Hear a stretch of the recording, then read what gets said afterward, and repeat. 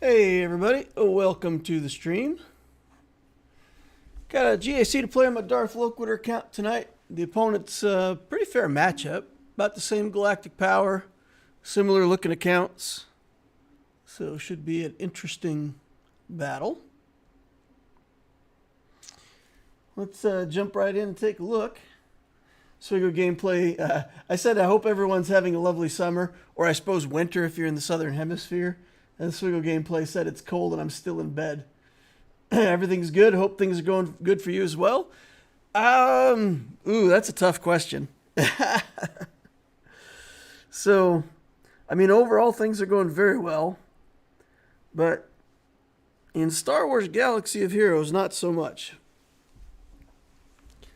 I missed a day of playing the game.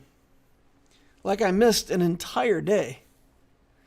And I came back the next day and I looked.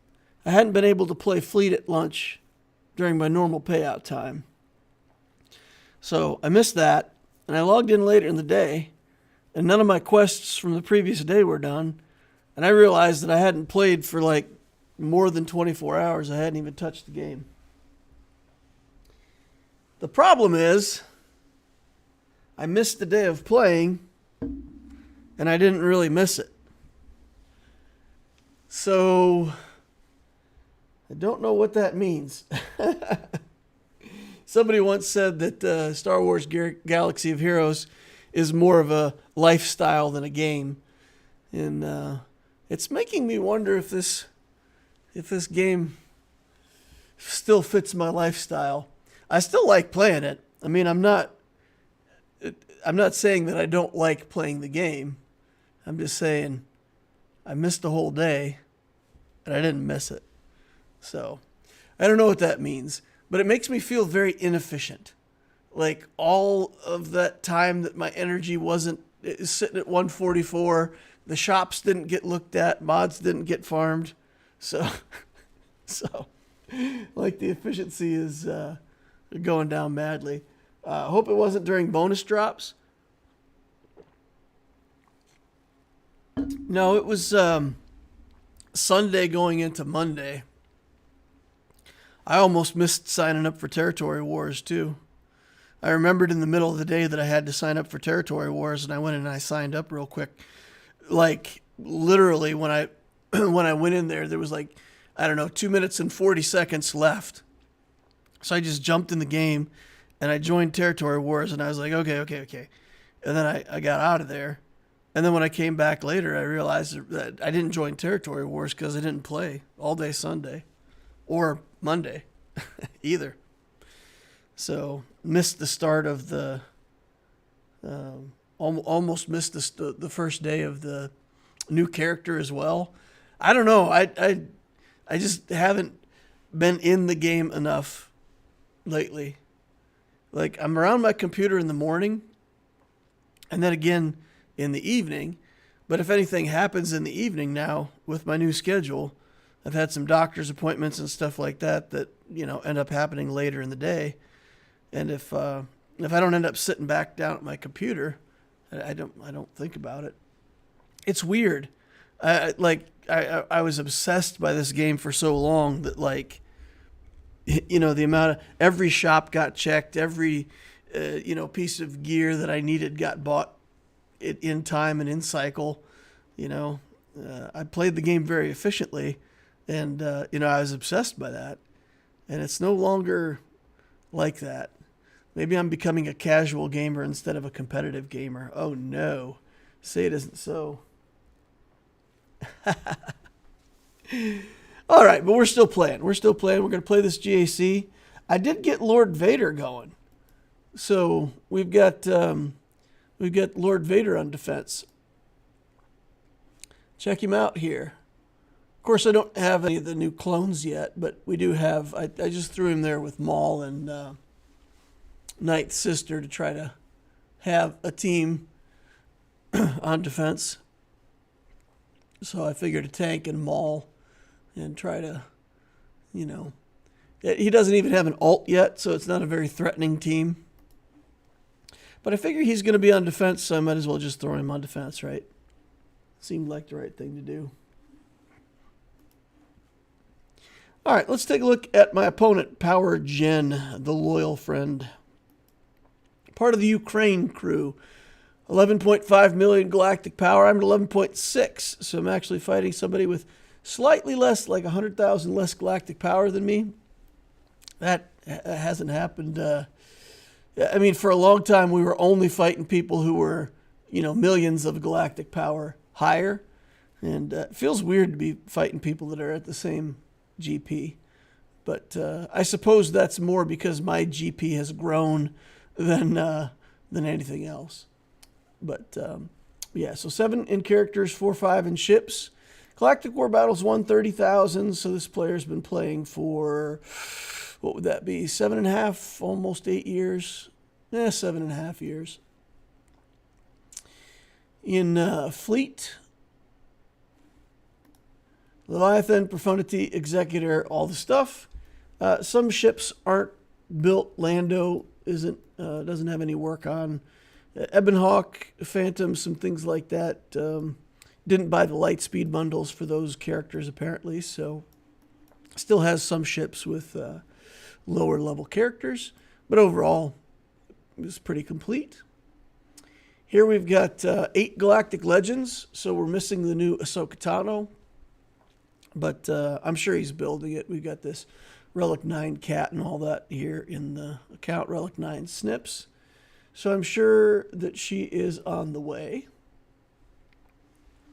But that's a small advantage for us now because we've actually got the 9th Galactic Legend. I don't think he has Balin yet either, that I saw. Yeah, no Balin yet either. So our accounts are pretty similar in GP, pretty similar in build. I've got Lord Vader, and he's got some other stuff. Leviathan. So, for example, he has Leviathan and I have Lord Vader. I think that's kind of probably the good summary of our differences in our account. Looking at mods, Mara Jade, fastest non-GL character in the account at 357. Nice caliber for a handgun if you like that kind of thing. Here's that Ezra Bridger Exile. Let's see what he's at, 345. So he's got some fast characters. Let's go down to Skywalker and just see if it's kind of dropping off. 306. Offense mods on Skywalker. That's, yeah, offense. He's modding him like an offensive character instead of a defensive character. I suppose if you know that you're going to use Skywalker on offense as like routinely, you could mod him like an offensive character. Most people mod him defensively just to make him take longer to sit down. But if you're controlling the matchups, taking him on offense, that's actually not a bad idea, now that I think about it. Yeah, it's probably not a bad idea if you've got him on offense to just go offense. Interesting. It's worth thinking about. Okay.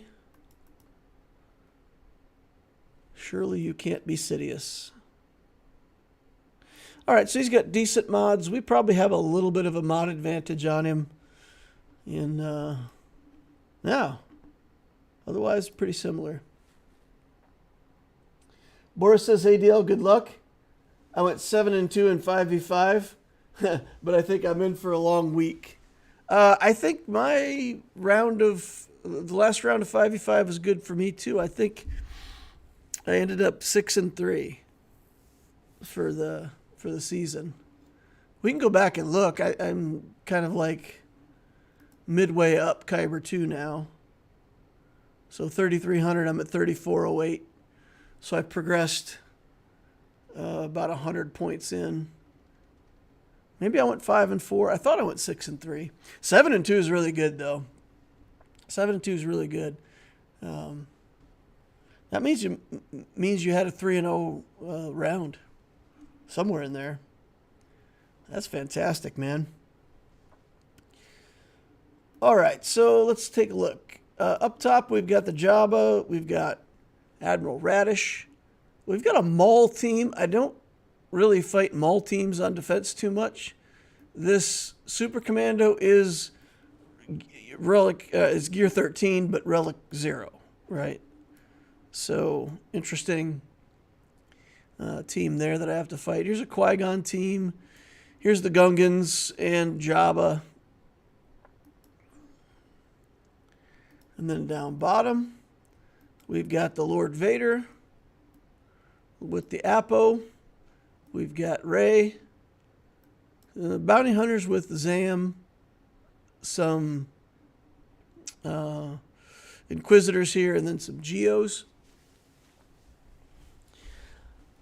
I'm a bit torn. I'm going to try to do the Inquisitors with Phoenix, I think. And typically that's not that great in 3v3. But I think maybe with the Datacron... Oh, never mind. I may have Rex on defense. Yeah, I think I've got Rex on defense in a...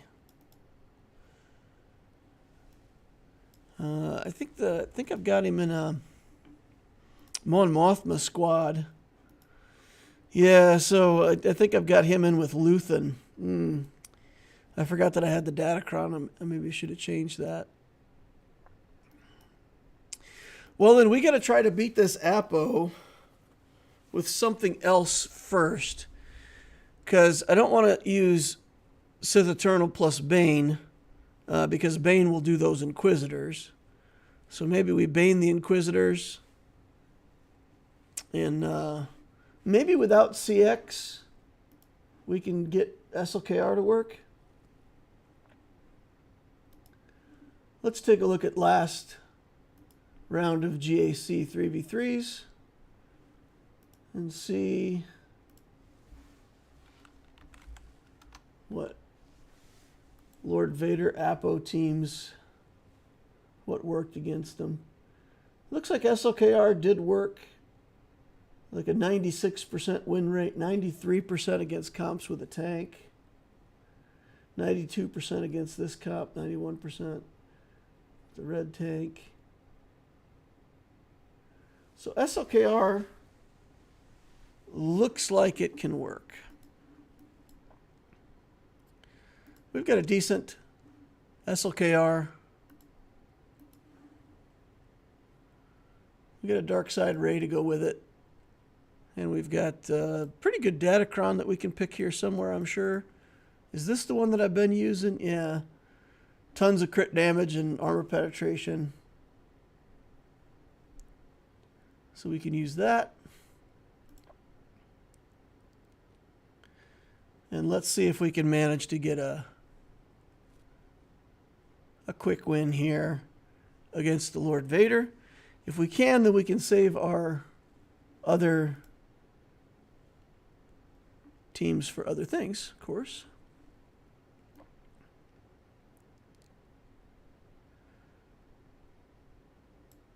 Let's do this first.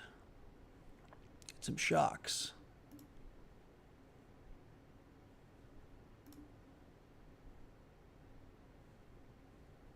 Okay.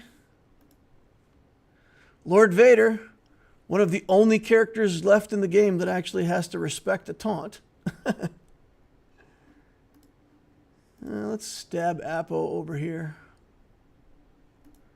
Get a stun going, try to get him killed.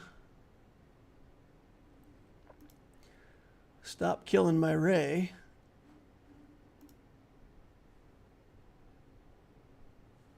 Okay. I don't feel like we have to go into the ult yet. Let's see if we can nuke this guy. Okay. Just down to Lord Vader now.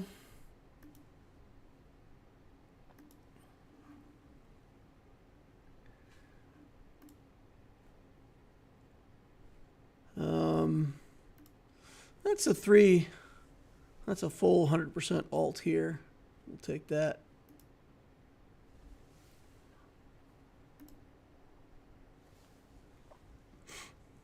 My SLKR has buff immunity, but we've managed to keep the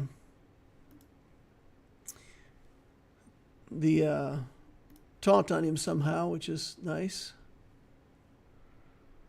All right, guys. This is looking pretty good. Although that last one didn't look too good.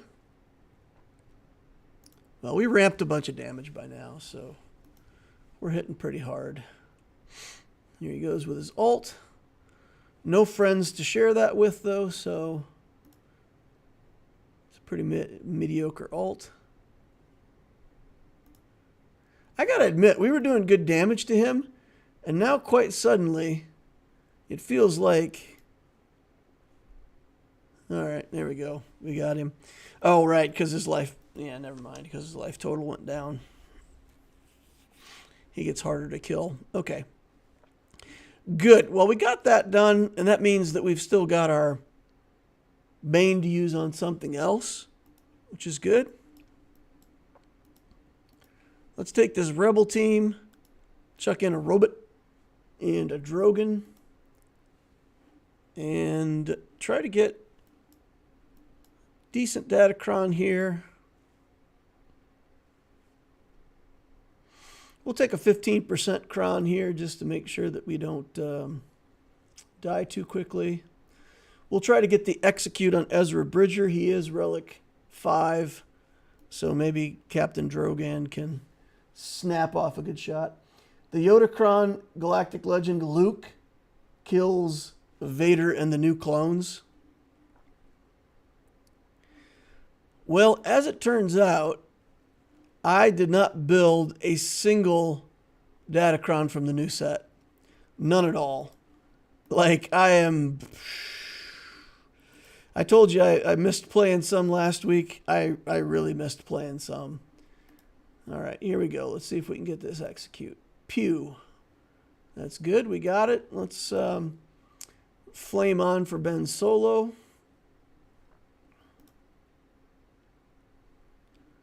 Try to get this stack off of Rey.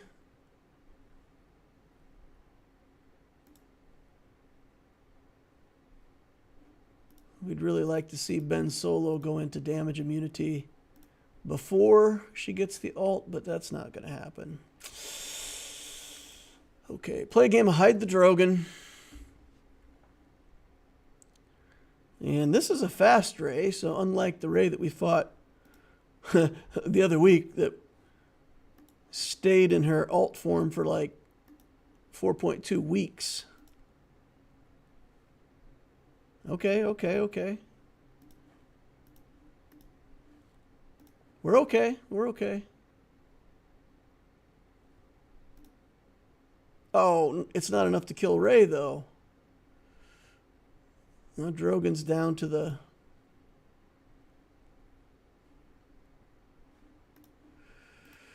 Okay, here it comes. All right, counterattack for the win.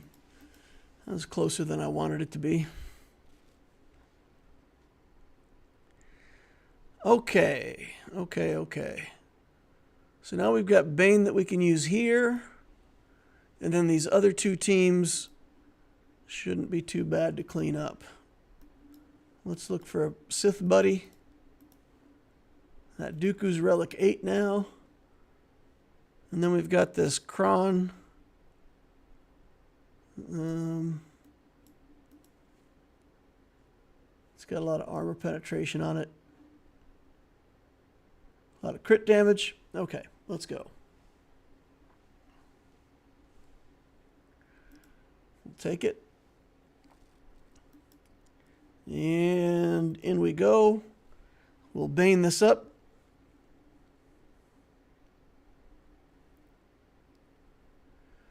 We'll do this first, get rid of these buffs.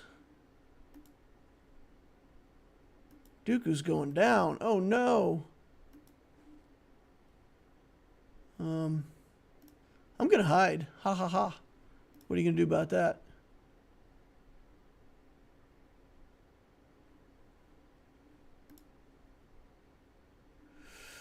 Okay. Tons of stacks. Dooku down. And once again, The ability's not working as intended. The foresights protect them.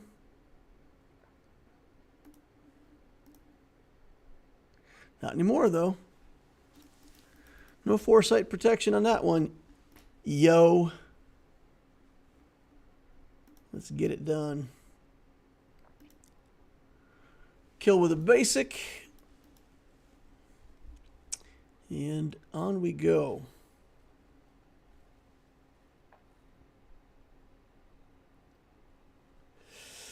Okay.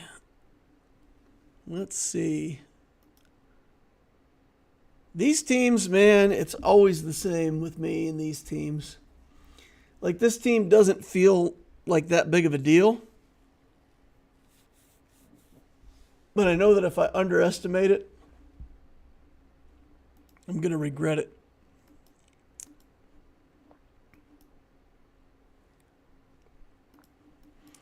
I feel like maybe Luke gets this done.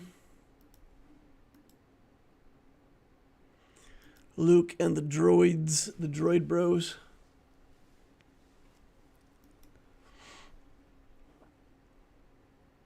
Should be, right?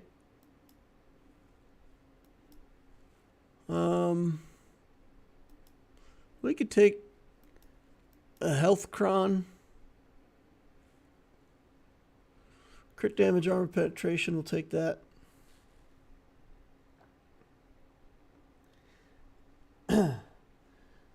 Steve Pemberton says Calvin. Oh, it looks like somebody rated us. Well, hello everybody. Welcome to the channel, and hit that like button on your way in if you could, please. I would certainly appreciate it. All right, let's get in here and see if we can make a mess out of some bounty hunters.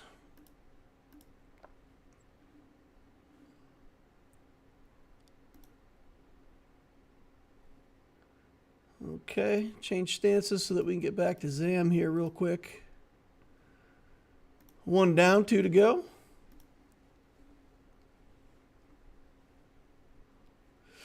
All right. Good deal. Bosk down. Now we just got to kill Boba Fett twice.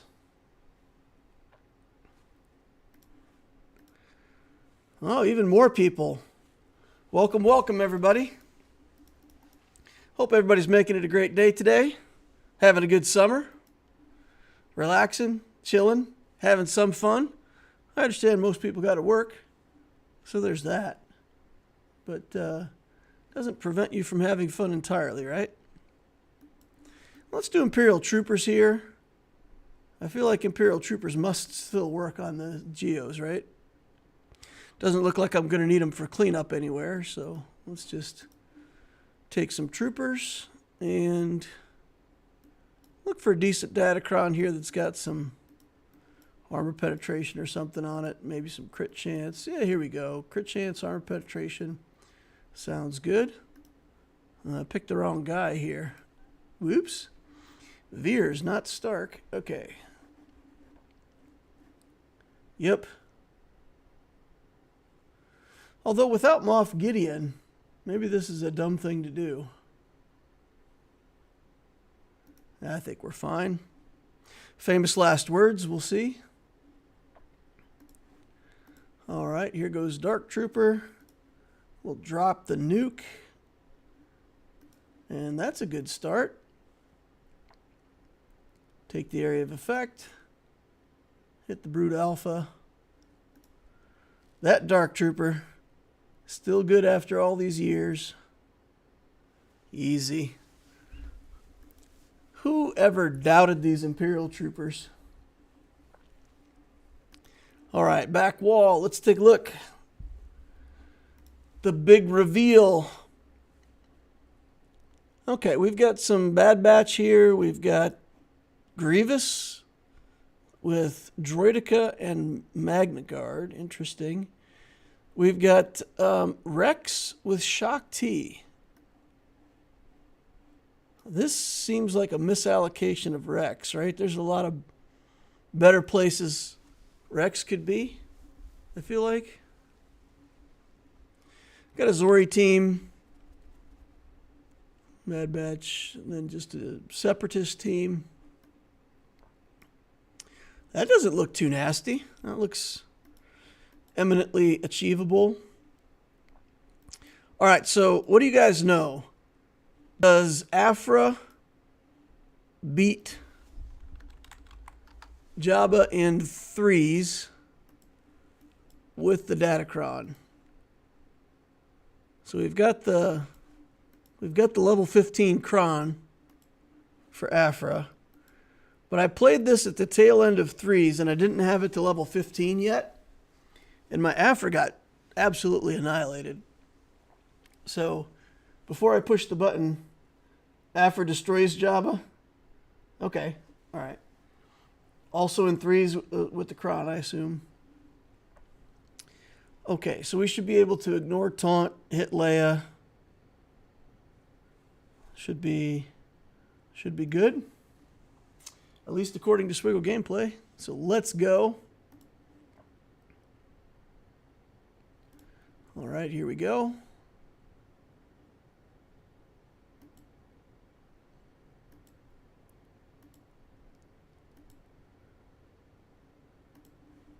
All right. Just start pushing buttons. And wait for success. Oh, Leia got cleansed. Not ideal. All right. We'll just kill Chrysanthemum next.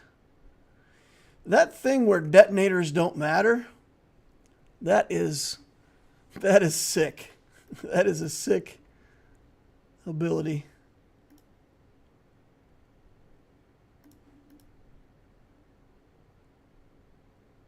Okay. Now we're kind of failing to get somewhere in Chrysanthemum here for a minute.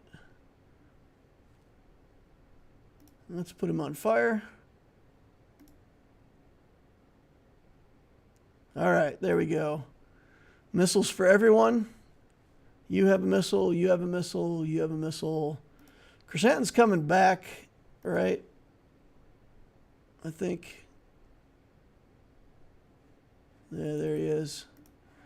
We'll just target him right away. Click that auto button, and off we go. Oh, missiles for everyone again.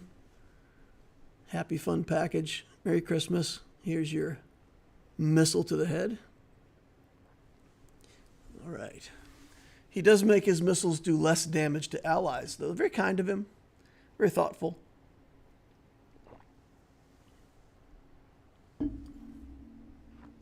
SWGOH gameplay says I've done 3v5 against Jabba. Oh, nice. So you played this team with just 3 characters in 5v5. That's cool. That's good. Okay, we've got Bo-Katan here that we can use that will work. So let's look up our person DeLoreans here. And we'll go with Bo-Katan and Grogu and Paz. The Paz Man. Paz Mandu. All right, let's look for a mediocre Kron here. We'll just take one out of the middle of the pack somewhere. This one says that if somebody dies, we get 15% offense. Of course, if somebody dies, we'll get to revive them once. So everybody will get extra offense, and that'll be just keen. Let's get rid of these buffs. Seems like a good thing to do. Generator down. All right. Looks like we're going to have to fire everyone. Just do a basic here for now. All right. Phalanx. Oh. Well. There you go. Those counterattacks, pretty nasty. Okay.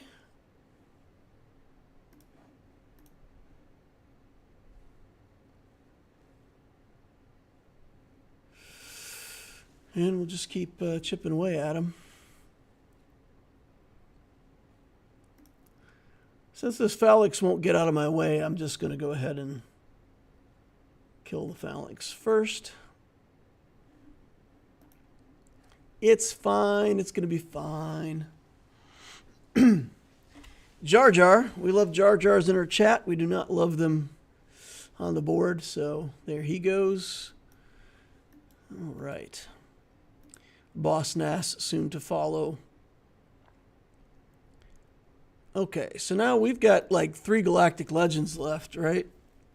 Yeah, we've got JML, Sith Eternal, JMK.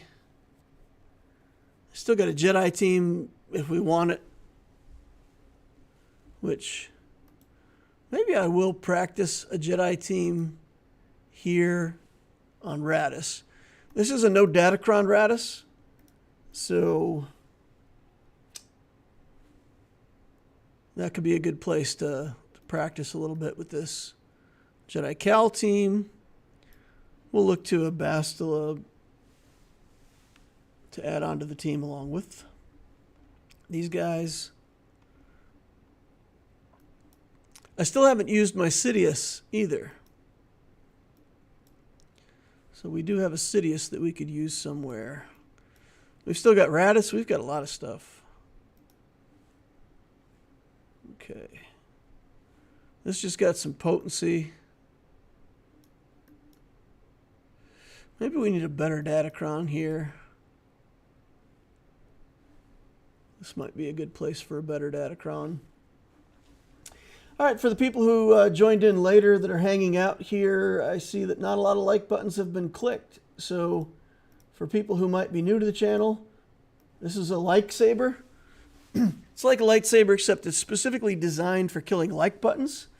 This is how it works. You just kind of give it a swish and flick. If you're not feeling up to it, you can always just sit in your chair, use some force lightning to kill the like button. There's many ways to destroy that like button. Just remember to destroy it an odd number of times. All right, let's see if we can make this work. And this is more because I want to test this. We've had this work plenty of times before, and then they came out with that nonsense Datacron, and things got pretty dicey there for a while, right? With that Datacron, we couldn't even kill Raddus. He was too tough. All right, let's do this. Send it back around to Cal. Get our third stack. Try to get Jin out of here before she has a chance to revive. She already used her ability. All right. Swat him down. Easy peasy. Still looking good for that in 3v3 with no Datacron involved. This...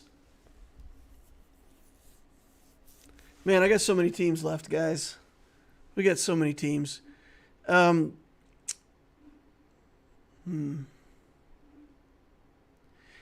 did do Wampa against the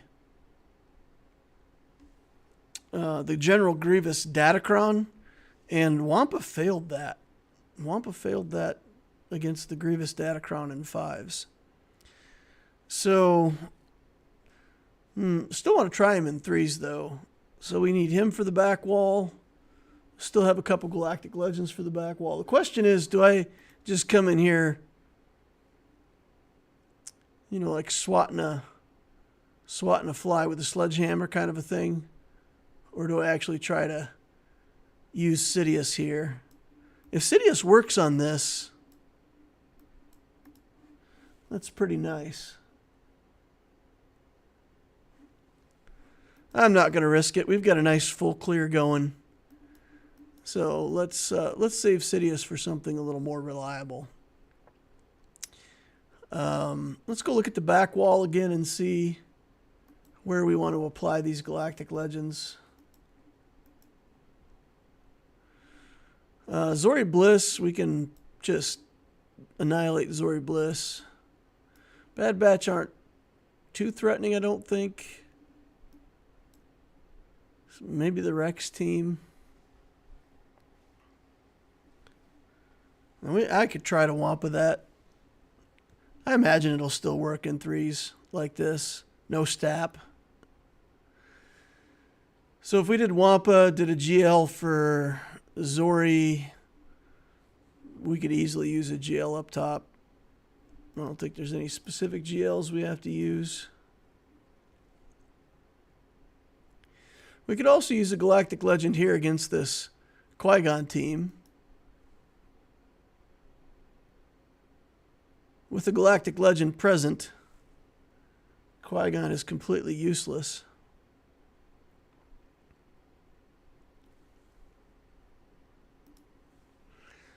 Sith Eternal solo? Entirely solo? That should work, right? No Datacron needed. Just link up 2 Jedi and let it work. I feel like. Save this for the back wall. We still have gas. Yeah, this has to work, right? Feels like it has to. We'll link up these 2 Jedi. Target Qui-Gon. And just chill. You know, they don't have any extra damage. The leadership, all the Omicron stuff is just blank because Sith Eternal is here. So I feel like they won't have enough damage.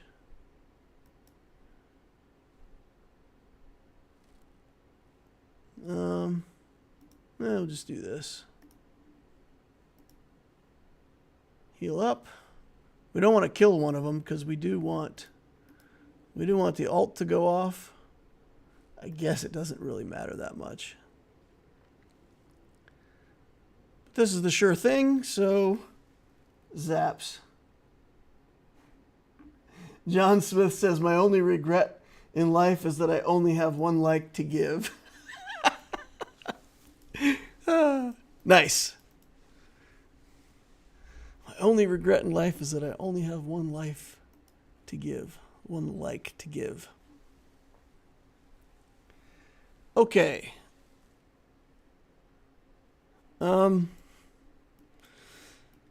We've got Padme. We've got some low relic Sith. We've got... I kind of want to try the Sidious here. I really kind of do. Just to see if it works. So let's try this Sidious. And let's use the more defensive of the 2.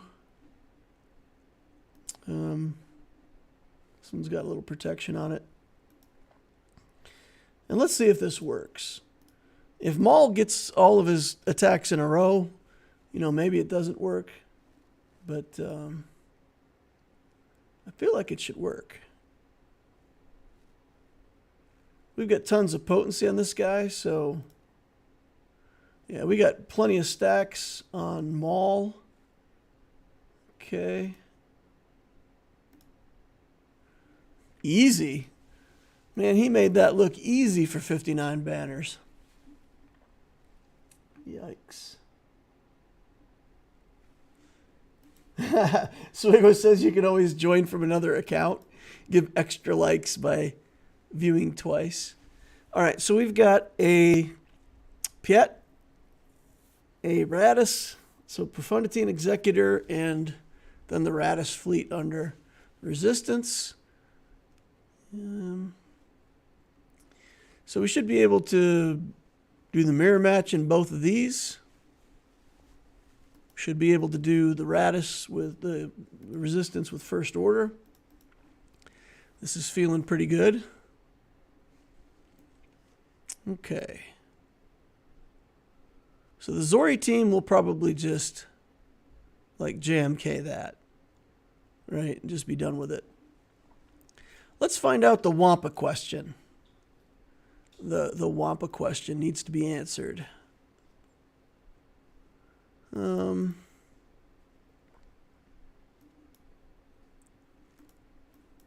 Let's take a look here. Inflicted debuff, they deal damage equal to 2%. I mean, that can work with Wampa, right? It does something. He's applying debuffs. All right, so the only question is, does this Droideka, like, come out and do some crazy one-shot on us? Womp that. And then we should not get debuffed again, right? I think he actually has... they can give me blind, right? But blind doesn't matter because Wampa doesn't care. Okay, there was the big attack from Droideka, and it looks like it didn't matter too much. 22 stacks of damage over time. We'll do the Womp. Who put the Womp in the Womp to Womp? Okay, here we go. And Droideka comes out of stealth, and we kill him in one hit. Yeah, that's how it works. I got a souped up Wampa. So I used to have this Wampa at like Relic 5 for a long time, and modded for like health, and just to let him be durable enough, had some tenacity and health on him. So my Wampa is now Relic 8. I relicked him up to 8 to get him enough offense, or to get him enough defense that way, just by relic levels. And then I modded him for offense. And I've been able to take out, if people are foolish enough to put a Sith Eternal on defense, in a lot of teams, I've been able to beat Sith Eternal with that Wampa. I can ramp his damage so high that eventually we kill the enemy Sith Eternal. So if anybody's wondering why I've got a Relic 8 Wampa or why it's modded for offense, that's my thinking. That's how it has worked for me. Okay, let's put a kind of a lame cron here. It doesn't really matter, right? So we'll run in here, take out the Zori team real quick. This is going to be a no-nonsense. You know what? Let's just do this. And then Cat can do this. And the rest of it should all be academic after that, right? Okay. Swap turn meter back. Get a turn again. It's a bummer not having Little Cat here to remove that damage immunity. Biding our time. All right. There he goes. Now we can get him. Zori. Oh, come on. Well, fine. I'll just kill him. Auto. Nothing to see here. All right.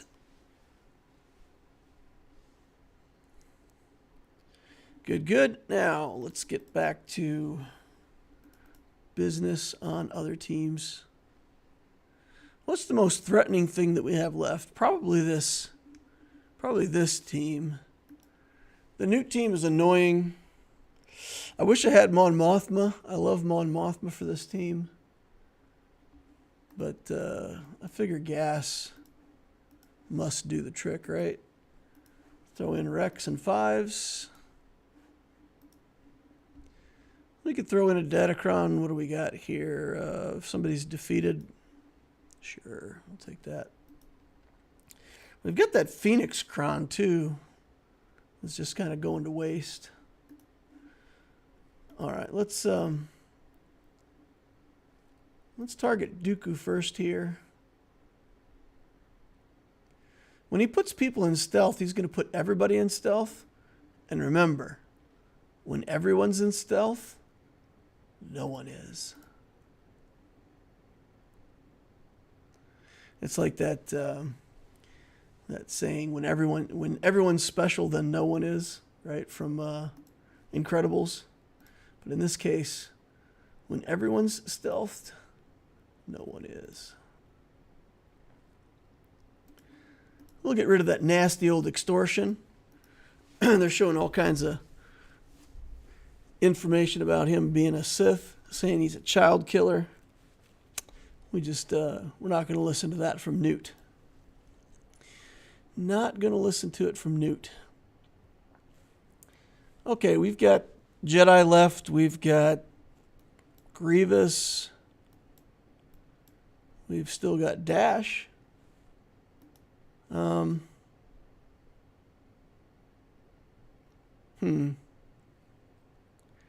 would we feel about like a Dash Han Chewie? That should work, right? I should check speeds and see if I'm faster.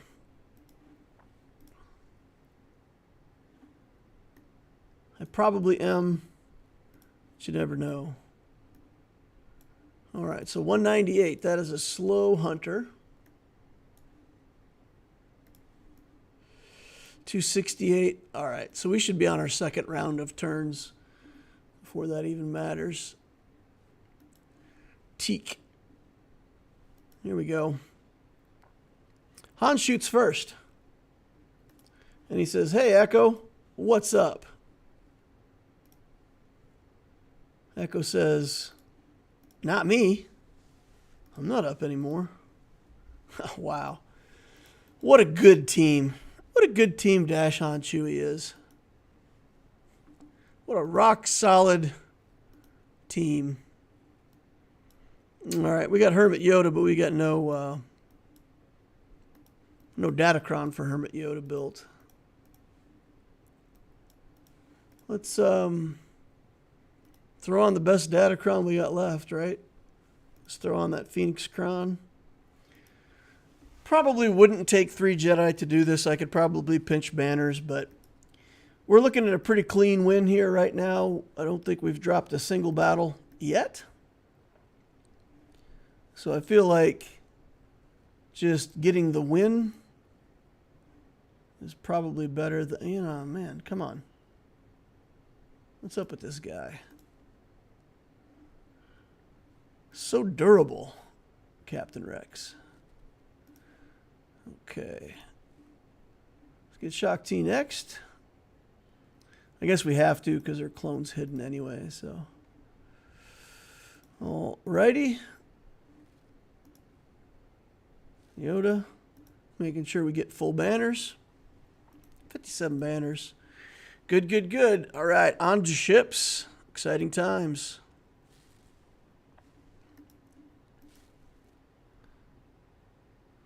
All right, for anybody who's new to the channel, I sometimes do storytelling. If anybody's interested in some storytelling, I could tell some stories. Okay, this guy does not have the starting 3 attackers.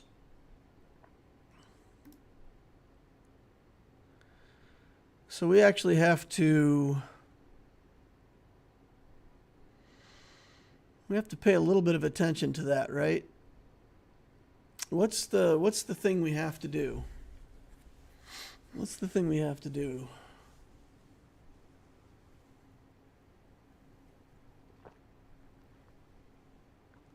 I think we go for Razor Crest first, right? That's the issue. You go for Razor Crest and then you don't quite get it killed and then they heal and then you're kind of behind the 8 ball. Let's see. Let's see if we can remember the difference here. All right, in we go. And we'll target that Razor Crest. Get it marked. Okay. And I'm just going to go ahead with like all of the skills. And I'll give his punishing one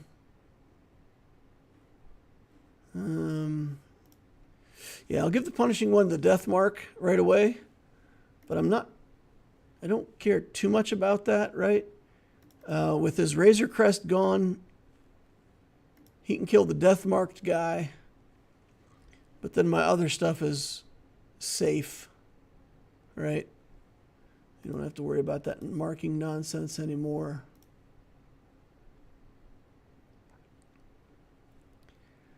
Okay, and then we can put our death mark here. Let's heal up because we can. I think that's fine.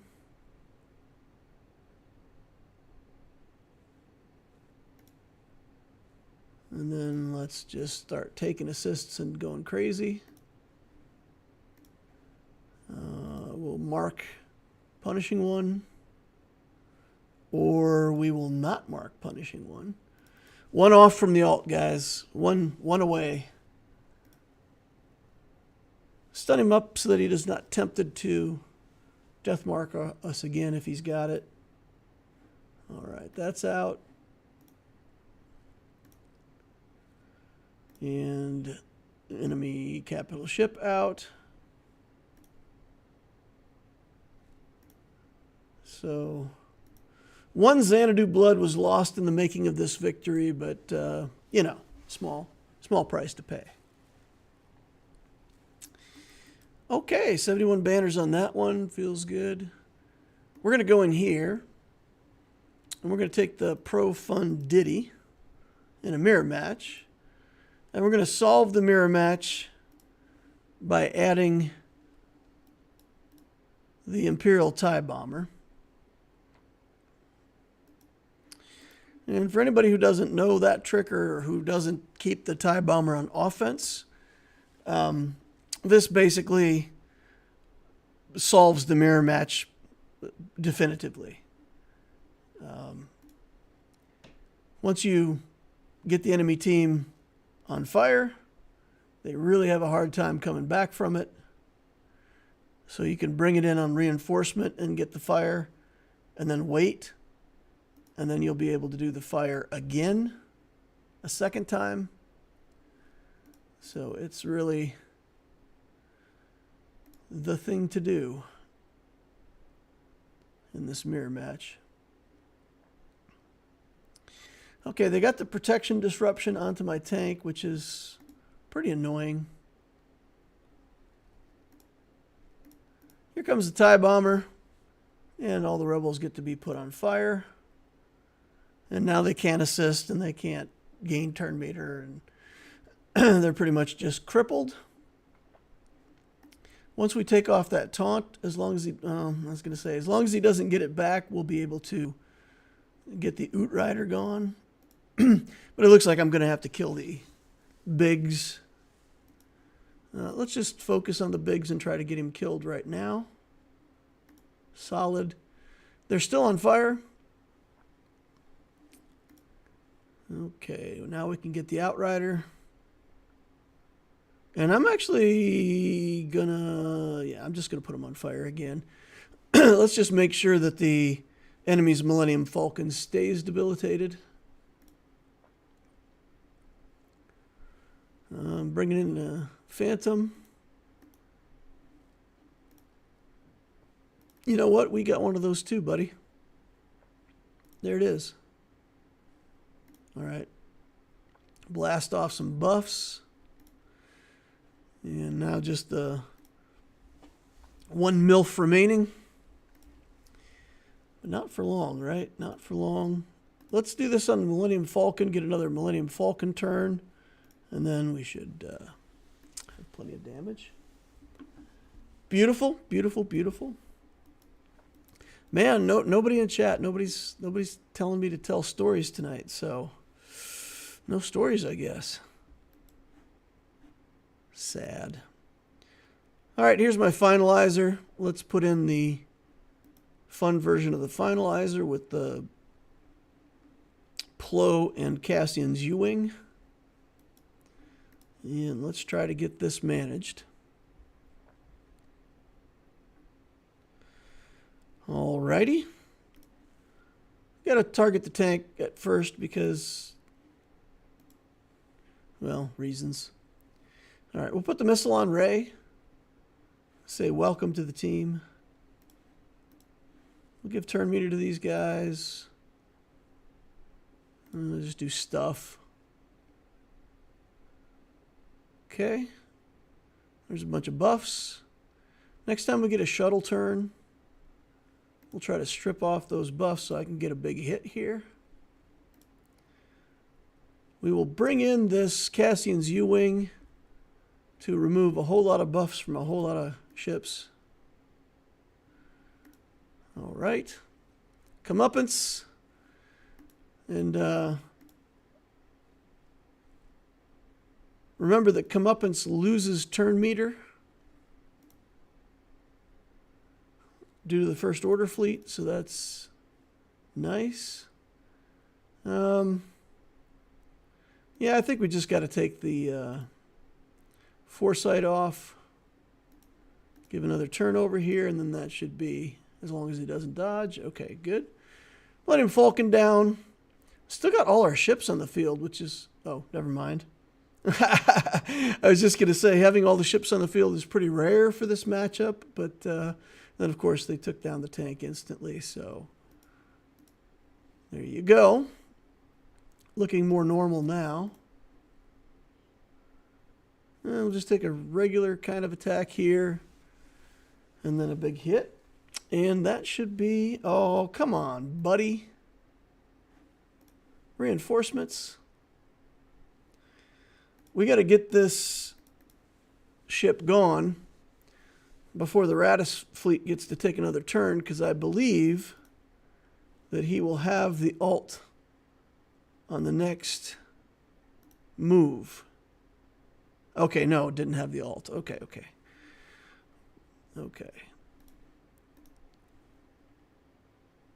Call and assist on the silencer. That's pretty much all I ever do with my finalizer, is put the missile on somebody and then just call the silencer for assists. 2065. It's pretty good. I think no dropped battles, y'all. Clean front zones.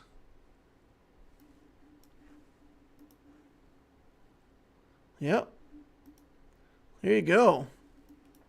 It's been a while since I've had a full clear with 0 dropped battles, so that's pretty good.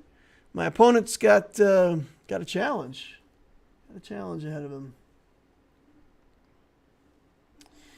All right, so I think I'm going to play a little bit of Alpha League. It's a game that I play sometimes after I stream Star Wars Galaxy of Heroes. If people want to leave because they're not interested in other games, that's cool. I understand. If some people want to hang out and see something new and learn a new game and just chat, we could do that too.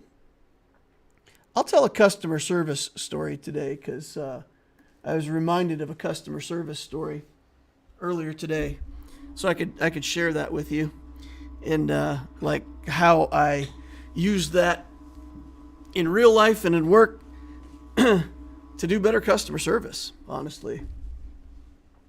So I'll tell the story. If anybody wants to hang out, watch me play some Alpha League and tell a story, then that's what I'll be doing. Anybody who only likes Star Wars Galaxy of Heroes, you either got to ask me questions in the chat about the game, or, that's the end of it, and thank you for watching. Appreciate all you guys. Awesome to have people hanging out here.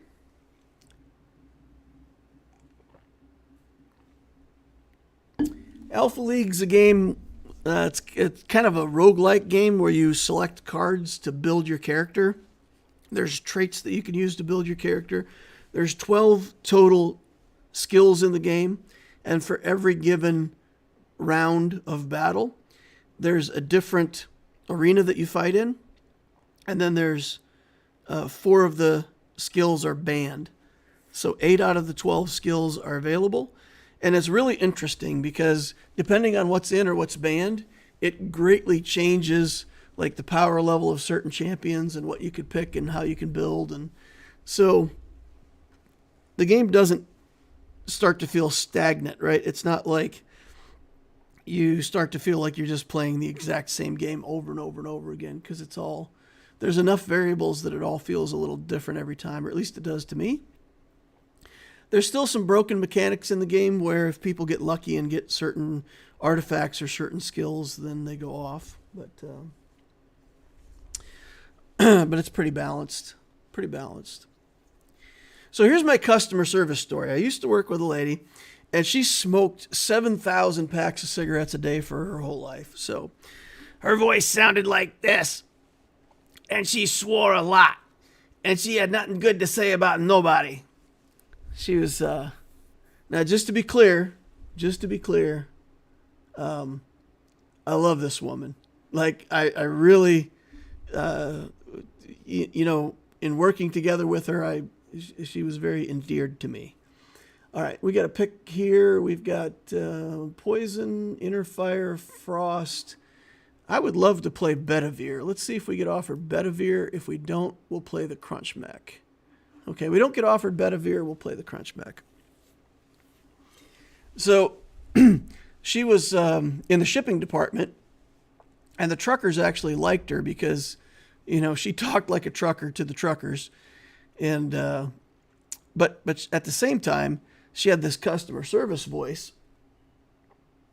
Mike Armstrong says, I missed the GAC.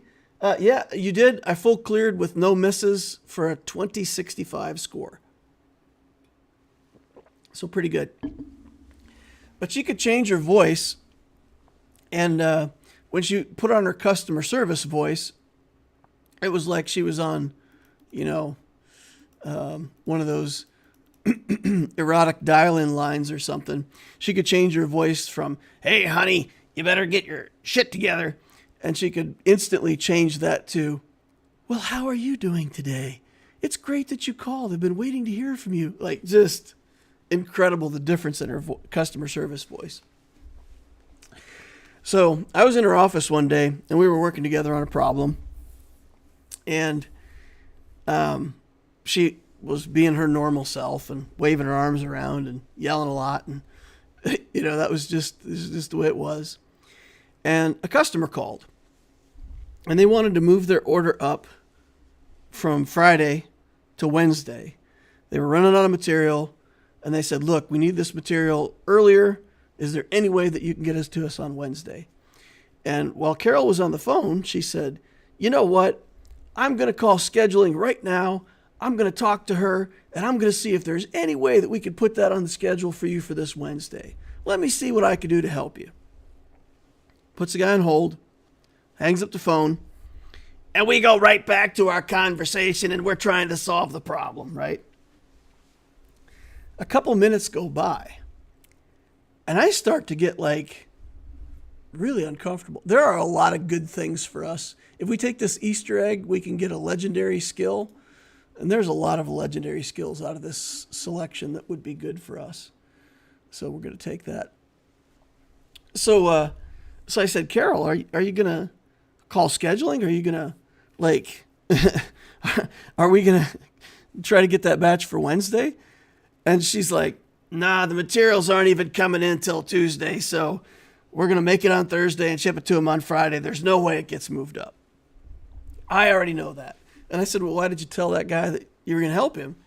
And she said, well, because that's what he wants to hear, and I don't want to listen to him complaining to me, right? So I was Carol's boss, right? She worked for me.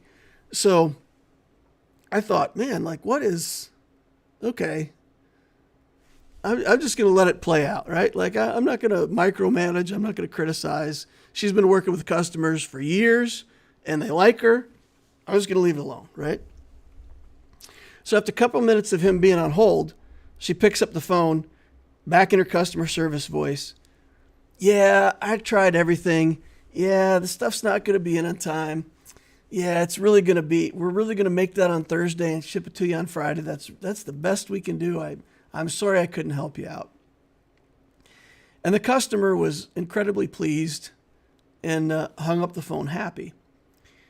So what's the lesson here? The lesson for me, the thing that I kind of like figured out, was just putting in the space, right? If a customer calls in and bam, you know the answer, the customer feels like they're not being listened to, right? Well, you didn't even hear what I was saying, right? Like you already know everything, and jump to a conclusion and like whatever, right? So if you build in that bit of space to make the customer believe that you really did hear them and you really are trying to help them, it changes everything. So another example, let's say, again, maybe you're a leader, supervisor, something like that, and you give somebody a task to do, and they come back to you later and they say, you know, I was looking at this task and I really don't think we need to do this. Like, there's some rules that I think people get confused on, and it doesn't work that way. And so, you know, I think we don't have to do this. Let's just say, for instance, and you know 100% for certain, without a doubt in your mind, that it has to be done that way. There's a reason for it. Maybe there's an ISO standard or some kind of rule that the government has about auditing or some crazy thing like that. But there's a reason, right? So you know that there's a reason. But instead of just cutting that person off and saying, look, I understand what you're saying, I hear you, but that's really not the way it works. I know the laws, here's the thing, and it has to be done. If instead you just build in that space and you say, okay, all right, interesting point of view, I hear you. I tell you what, I'm going to look into that and let me get back to you. Check the rule, make sure you're right. You know, you don't want to be foolish, but verify that it is what you thought it was. And then just go to that person like a half hour later and say, yeah, I looked into it. You know, I talked to our legal department, whatever you have. And, of course, be honest. If you didn't talk to the legal department, then don't use that. You know what I'm saying? But just tell the person, yeah, I looked into it, and that's not the way it's going to work, and we're going to have to do that after all. It's a completely different conversation because the person feels like, well, he heard me. He went and checked up on it. Like, there was a chance that we didn't have to do this after all. And the difference is pretty incredible. I used that also in a person's review one time. I was giving them their annual review, telling the person like how they did for the year, and they started to argue with me. Let's see. I would love to get exsanguinate here. So now, about this time is where our build starts coming together. We've got some frost. We have to build health. But I also want spell. So I'm going to start looking for things that give me spell books. So let's take spells. Lots of spell stuff. Anything with a spell book we're going to take. Here's a health. So we're going to take a bunch of spell stuff because into this particular arena, I think by the end of the game we're going to have to have spells for control. We got crit out of the Easter egg. There's no mech, so it's really good. We could take frost skills here. We could also just take armor. I would really love health. Let's re-roll this and see what we get. Bounty Hunter's probably better. All right, so we do Bounty Hunter, and now we just spend money like crazy, and we try to get ourselves in a position where we're winning. So Bounty Hunter works if you're winning, so we have to put on a win streak and start winning a lot.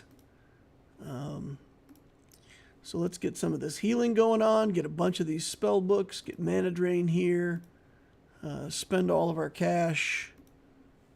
Attack suppression, I think, is pretty good on this guy. Antidote is good. Okay, so Sky Splitter Slash does half of their life total at the beginning instantly. So that's a lot of damage. And as you can see, that plus one of our big ults is good at work. And then we got this exsanguinate. Every time we cast an ult, we're going to gain hit points. Our character is based on hit points, so we're just stacking all of those things together. Stacking hit points. And cremation I think I'll take. I've got a little bit of frost. Here's life source. That's too good to pass up. I'm just going to go in on money. I'm down to 60. Gigantification. Normal hit can trigger an alt. I think we'll do normal attacks can trigger an alt because every time we trigger an alt, it's 80 hit points. If we just accidentally, we got a 7% chance to trigger it, which isn't much. But if we accidentally trigger an alt, that's 80 hit points for us for the rest of the round, right? So we'll take that. So anyway, this person started arguing in their review about some things that I had put in the review. And I mean, that's your raise for the year. There's a lot of things that are affected by that review. And the person was really upset. So instead of just saying, look, you know, I know what I'm talking about. I did all this stuff and I looked all this up before we had this review. These are all facts on the sheet, right? Instead of doing that, I did that little customer service thing where I said, okay, you know what? Let me look into it. Let me make sure that this is what was, you know, the real information. And, you know, we'll pick it up here again tomorrow. You know, just let them get out of the room, get away from it all, calm down, relax, and then finish the review the next day. And it's a very successful tactic, guys. If you're in any kind of customer service or leadership job at all, building in that space, and I'm not saying just like, don't do what my lady did and just pretend. I'm not sure that's the best route. But just take that time to verify. You know, verify that what you believe to be true is the truth before you make your final stand, so to speak. All right, we're going to do mana skills here. Anti-freeze would be pretty good for us. Preemptive frost is pretty good too, though. We've got some inner fire champions here. Cooling them off right at the start of the battle would be good. For anybody new to the game, frost and inner fire cancel each other out. So 150 stacks of frost will cancel 150 stacks of inner fire, and vice versa. Inner fire speeds up your attack speed and ultimate generation. Frost slows down your attack speed and ult generation. So in this arena, since I did get some frost on this champion, we're ended up with 4 total skills on this guy, which is, I mean, it's not ideal. I would love to focus on like 2 things more than anything, but we're getting into what's called kind of a barrel build. You just build a little bit of everything. But it's working for us so far. I don't mind 1 click of wild power in here. There's more spell books. Here's more frost, but I think health is more important for us. I would love to get to 24 health. Not as concerned about frost. Here's life source to 30%. That's good. This is damage off of frost, which I'll take. Healing suppression is way too good to pass up. Healing suppression, when the enemy tries to heal, they heal less. And later in the game, characters can heal a ridiculous amount. So anytime I see healing suppression pop up ever on this game, I'm always going to buy healing suppression. I'm going to try to ride the mid-range now. Let's see what we've got here. Crit skills, blood trial, I don't want any of this. Frost skills again, magic resistance. I actually don't mind magic resistance. This mage lady is one of the top players right now, so let's just take magic resistance and be harder to kill. There's that healing suppression. Life plunder is a form of damage, right? You steal life from your enemy. Everybody else is going to be buying it too, so basically they're going to steal percents of my health, and I just need to steal it back. That's kind of how it actually works. Okay, well, we got a good run of, like, everything we got was clickable. So we actually ran out of money again. If you keep money in the bank, you can gain interest on it up to 1,000. You gain 10% interest on whatever you've got there. But Bounty Hunter triggers reward off of how many of these little swords we have built up. And as soon as we lose all of our swords and we lose Bounty Hunter. So, yeah, that's not great for us. Getting reset in the middle of combat like that, not fantastic. Okay, so how am I going to beat Bedivere?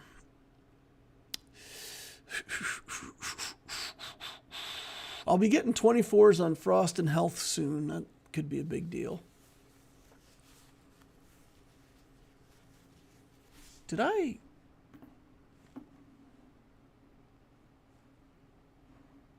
did my ult very early there. How did I get my ult so fast?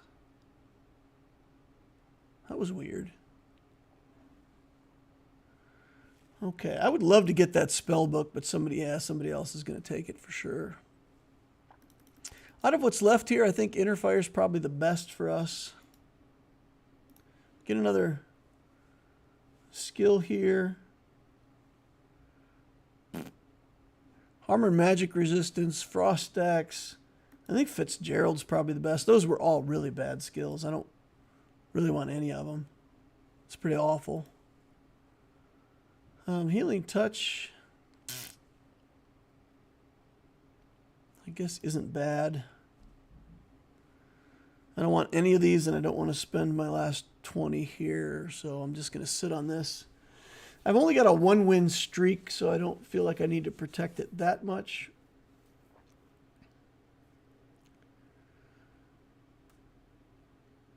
Okay, here's my first ult. Okay, good enough. I'm up to 5,900 hit points. That's decent. Respectable. Kind of wish I had that gigantification now. Got a lot of Interfire, though. If we get a couple more Interfire things, we'll get to our Interfire Legendary. And we should be able to shake off any Frost stacks that people are trying to put on us. Ooh, Frost Giant. That puts both of them at 24. I want Spell, but man, that's too good. Preemptive Frost, again. I feel like he's not building Spell at the moment. I don't think he has the Spell alt. Okay, we're going to go Spell.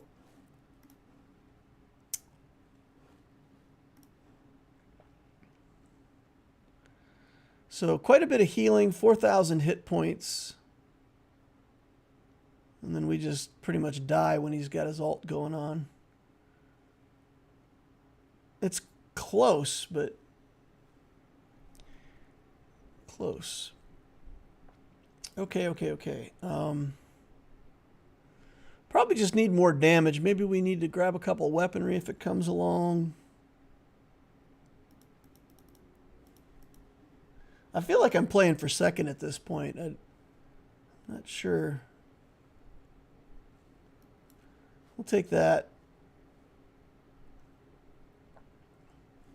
We'll try to get our Interfire up to 40 and get that ult. Let's just do that.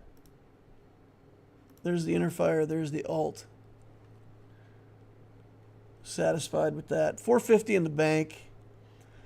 We've got a ridiculous amount of magic resistance, so this mage shouldn't be able to do too much to us. Although she's healing up way too fast. Look at this. We don't have enough damage. 8,300 hit points on this mage. Oof. She got exsanguinate early in spells for sure.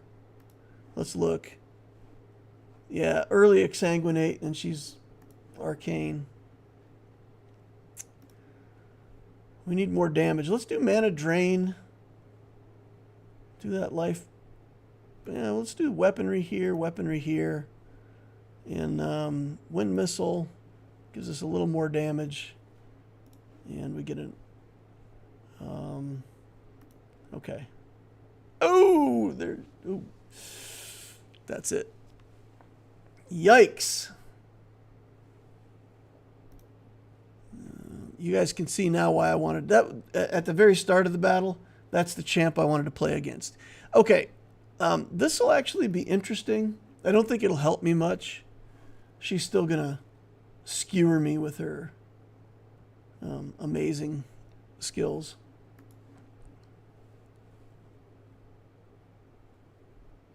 Yeah, she's got a really good build going on. When she gets to 40 attack, it's going to be total nonsense. So basically right now, if I can kill the mage, I'm playing for second. That's kind of the thing. Well, that looked definitive. Getting that little extra bit of weaponry seems to have helped a lot. Okay, now we got Frost maxed out. And we can buy the alt here, and then we'll get the Frost alt offered as well. And that's not as good as could be expected. What raid score is your guild going to be shooting for with the next raid DL? I think the box that we go for will be the same, right? So our normal raid performance is probably just what we'll duplicate. So this box between 265 and 416, I imagine that's what we're looking for.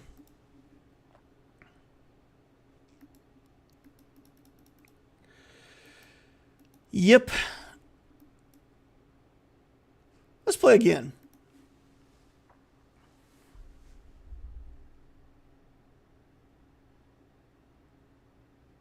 KY says Simon Sinek gives a similar speech on making sure the customer knows you tried. Yeah, that's good advice. Sorry, seems like I'm very late to that comment, but yeah, I mean it does make a difference. It does make a difference if people think they're heard. I had an experience like that. I ordered something, and I didn't realize that the item that I ordered was on back order. So the company that I ordered from, they called me back, made sure they got a hold of me. They didn't charge me for the item and then back order it. They called me to verify whether or not I knew that the item was on back order. And if I didn't want to wait for the back order, the guy had options for me on like other things that I could pick instead and why that would, probably still work for my application. And took some time with me on the phone. And they didn't have to do that, right? They didn't have to do that. And that makes you feel like, okay, this company actually, in fact, wants you to be happy as a customer. They're not just going to bother you afterwards to give them a 5-star rating. They're going to try to earn it. And I'd say I'm about 50-50 on those surveys. Sometimes I'll help you out and fill out a survey, but a lot of times I just click off of them, and I don't want to deal with it. It's kind of nonsense for a lot of stuff anyway.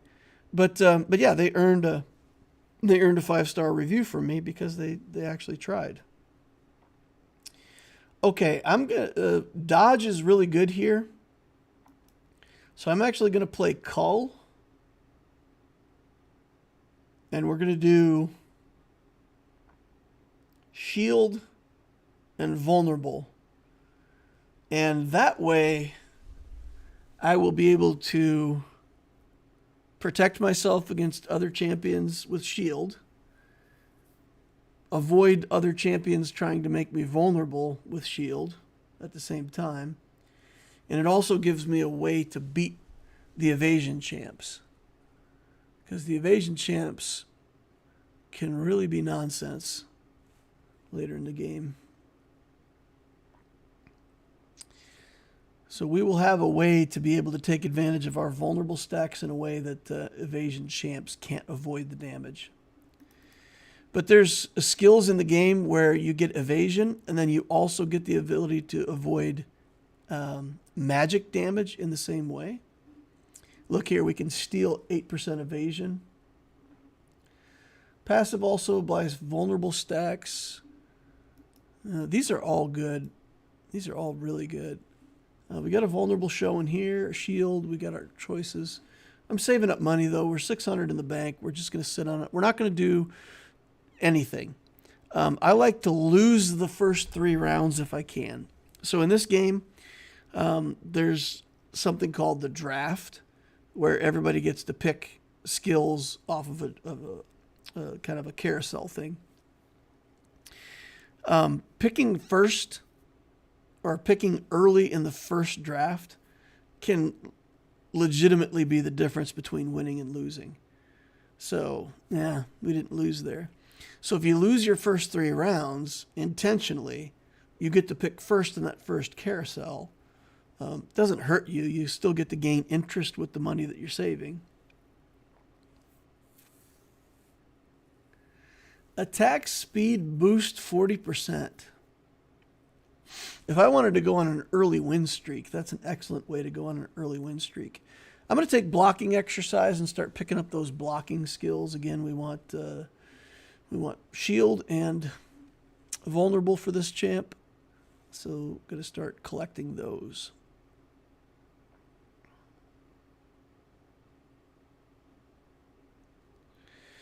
All right.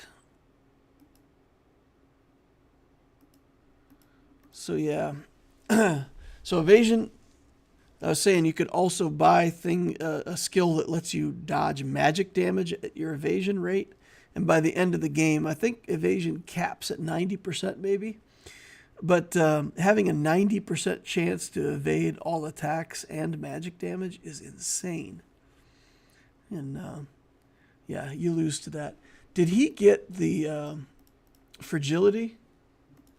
If Helsing got fragility, he got Colin's apple. Brutal. That is going to be brutal. That might be a game winner right there already. Hate to say. I think we might do countdown. I think we're going to do countdown. But we'll wait. The carousel's coming up next. We draft next. And we lost the last round. We'll lose this one. We'll be at 27. So we'll probably pick like in the second round of the carousel. But that should be good enough. Hopefully we can get vulnerable or shield off of that. So here we'll take countdown now. No reason to wait any longer. We'll start buying some shield skills. We go second, yeah. It goes in pairs, so the first 2 go, and then the second 2 go. And let's see if we can grab this vulnerable. Nice. Okay. No vulnerable and no shield here, so I'll wait until this resets, and then I'll take a free reroll. We got 1,300 in the bank to spend. All right. This is a damage source, so we're going to take that. Curse Surge we've got. Damage Reflection is good. Evasion Denial, 100% going to take that. All right, and then we got Shield here. Shield would be good. Life Plunder is good. Either one of those is fine. I'm going to sit on my 1,000 money and gain interest until I have 2 wins. I'm okay to keep losing. You actually get money for a losing streak if you're on a losing streak. And I'm okay to lose. I don't have skills that are depending on me winning, like Copy Ninja or Bounty Hunter or anything like that. So I'm okay to lose and gain interest. And that'll actually, like in the mid-game, it'll put me way ahead of other people because I'll have like 5 or 6 more skills than them, especially if I get a good second artifact. Vulnerability champions they work a little bit differently in the game. Like, at least to me, they typically feel like they start out pretty weak. And then as you get more skills, they kind of turn a corner in the middle of the game. And then by the end of the game, you're just instantly making people disappear. Pretty crazy. Okay.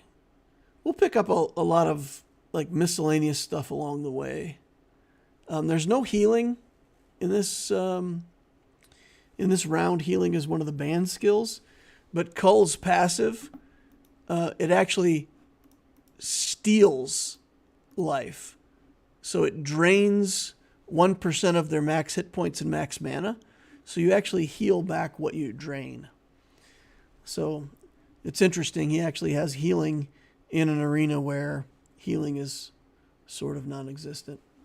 I think the healing skill still, yeah, they still offer the healing skill. You can get it on a trait. Oh my God, these guys got ruthless. Oof, that's ruthless of them. All right, so let's pick this. Evasion denials here again. Life plunder, I like. I take it. Let's free reroll that. Here's a shield. Vulnerable.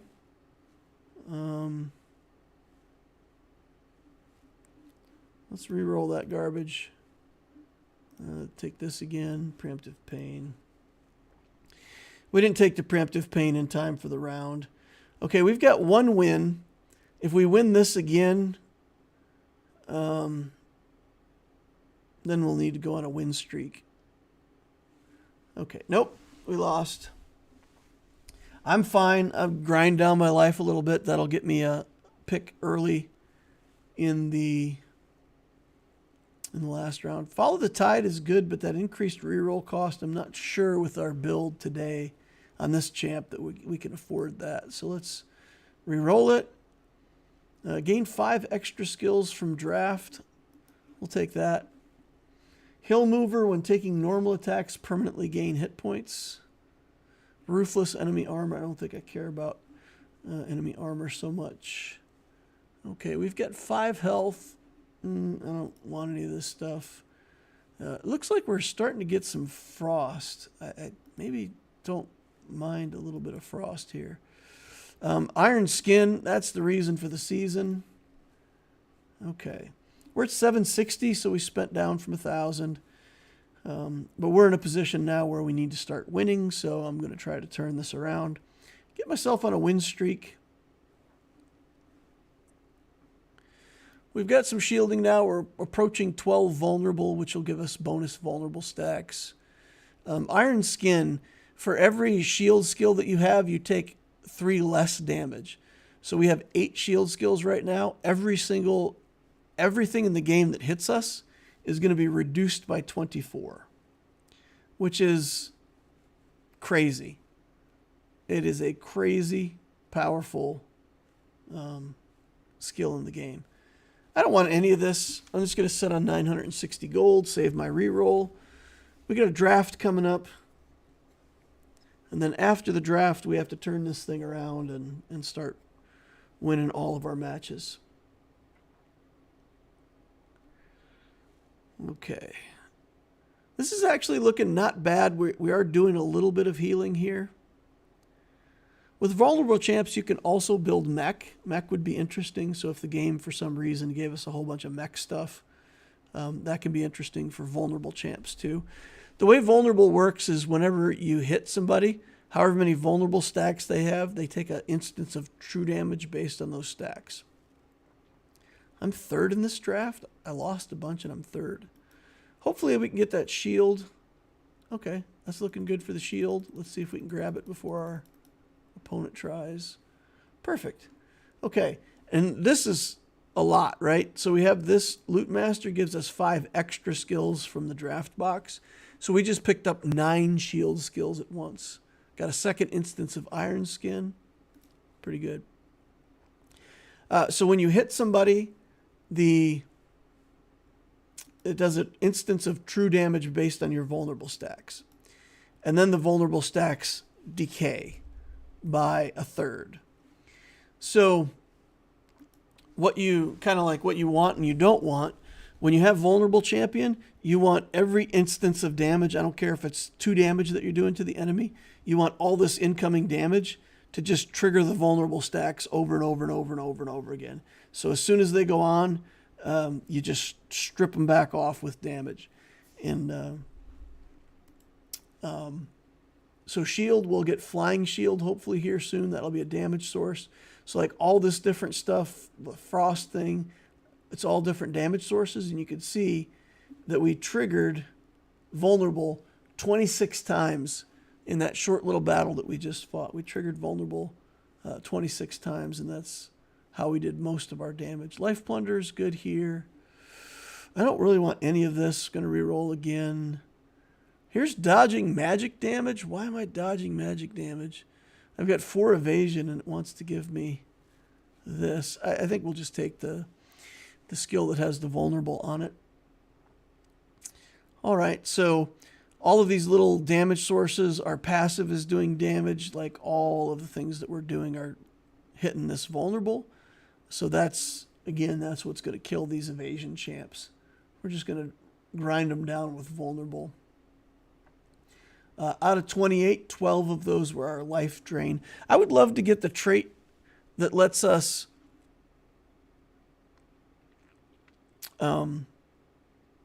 it increases the amount of our life drain by doubles the life drain or something like that. I would love to get that. Okay, Ruthless. Collins Apple, when you attack normally, apply 40 vulnerable stacks. Pretty good. We're not worried about armor. We're trying to do most of our damage with vulnerable. It's true damage. It doesn't care about vulnerable. Shield interfere is great. Remember, shields cancel out vulnerable stacks. So by interfering, here's flying shield finally. Ooh, I really want that iron skin though. Let's take flying shield. We need it. Okay, sitting on 870 gold. But there used to be one that also sped up the passive and made it happen every 0.7 seconds instead of every second. I would also love to get that. That gives you like 3 for 2, 50% more procs on your passive. Inner fire, follow the tide again. I like that on most champs, but not here. Too late for hammering. Shield might be interesting. Taste purple is probably the best here right now because we just get an instant payout. We get a bunch of skills. You just click the button. Okay, here. Damage reflection. Let's do this. And preemptive frost I feel pretty good about. Flying shield increase. Yeah, let's do that. Vulnerable, reroll. Shield surge. We can wait on this till next turn. All right. That nice little hit of frost there, you can see it slowed him down a lot right off the start. That's all we needed. Just slow these champs down so that our burst works and theirs doesn't. I don't mind that at all. Still got a lot of money in the bank, still gaining interest.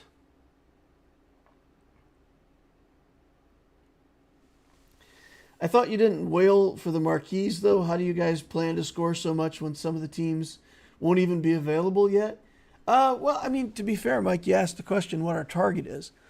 The question that you didn't ask is when. My guild is pretty reasonable. I mean, they want you to build the teams and they want that contribution, but they give you time to do it. They don't say, like, as soon as the raid starts, we're going to be at 265. It's, you know, as soon as the raid starts, you better be working on this stuff. And then within, you know, a couple months, we need to be at this box. Within a couple months, we need to be at that box. So we'll work our way eventually. To get where my guild wants us to be eventually, I basically have to have 2 Relic 8 teams and at least a Relic 5 team to get my 6.2 million contribution. Tons of shield here. Got our iron skin. Beautiful. Yeah, so that's the answer. It's you're not expected to get that box like the second the raid starts up. Maybe I didn't make that clear. I think stealing evasion is fine. That's not great, but we'll take it. Let's re-roll on this. We're already looking at the shield finisher. We'll take this. So we get a little mech. We'll re-roll this. We'll take life plunder. We can sit on 540 gold. Earn a little bit of interest. I think we're okay. We're on a 7-win streak, and we're just grinding people up with vulnerables. And that is surprisingly slow. Like that champion, she built shield or something, because that was a pretty slow grind. Evasion denial will take. I don't know. We'll take that. We don't have molten shield yet, so we'll take that to enable it. More stuff that I really don't care about. I'm curious. She's got vulnerable, not that much shield. Wow. Okay. 172 stacks of vulnerable. This guy's got mech. He's got an extra mech at the start. But we just ground through the mechs and him and everything. The legendary skill from the shield set. If we die, we become invulnerable to damage for 1.5 seconds and gain a ton of shields. It's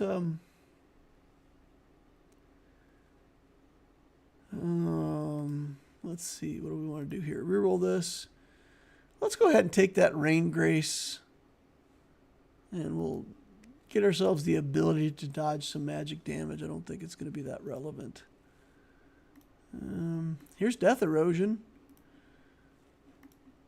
All right, we got our legendary skill for vulnerable, so this should be going well now. All right, you saw it right there. So she had that ability when she got to 0 life. You see this big shield pop up around her. But we were doing so much damage that as soon as that 1.5 seconds passed, it was over in a hurry. Yeah, I don't know. Evasion training. We'll take evasion plus mech just to level up. That gives us 12 mech.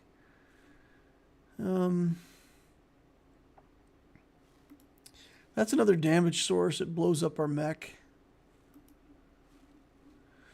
Okay. We're at 4,800 hit points. That's better than the hit point champion across from us. Yeah. We hit him with that initial slow, slowed him down, and he couldn't get anything going by the time we got him killed. But that should be it, right? That's our only opponent left. He gets second place. And we win.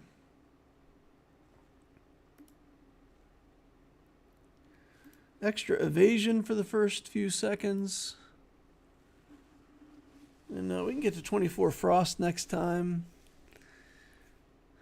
I don't think we're going to get to level 25, though. Doesn't matter. This should be it.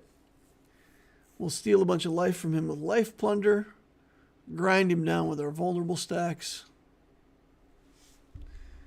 So in that short time, we triggered 37 instances of vulnerable damage. So that's how you do it. You just trigger your vulnerable stacks over and over and over again with every damage source you can find.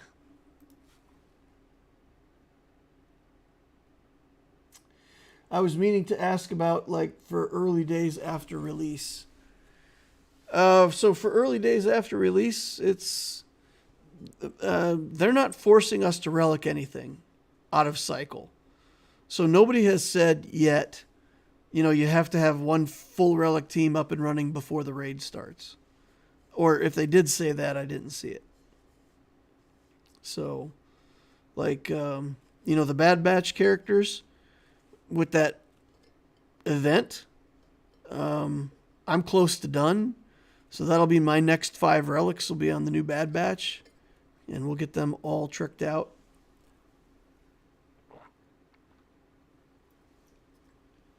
So within 4 or 5 weeks, I'll have a full relic team. And I'll probably go like to relic 7 with them at first. And I hope that I can build enough stuff that I don't have to take them to relic 8. At least from what I've seen, the Bad Batch so far doesn't look like a team that's even as good as Gungans. So I don't want to have to relic them up to 8 or 9. But the clones, the evil clones, I may take that team all the way to 9 for my raid contribution. I may do like Bad Batch 7, Clones 9, and then a lower level team. If they come out with, like last time, right before the raid came out, they came out with that Lightspeed bundle, and they offered like 5 relevant characters. So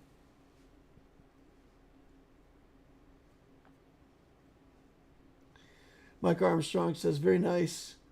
Those bonus drops were nice. I was able to finish 7-starring, but also agree it doesn't seem they will be a premier team.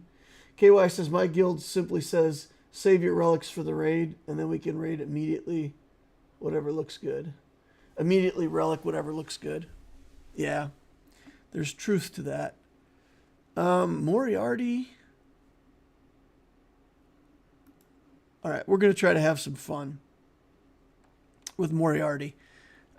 Moriarty's a poison champion. His passive adds poison stacks to the enemy.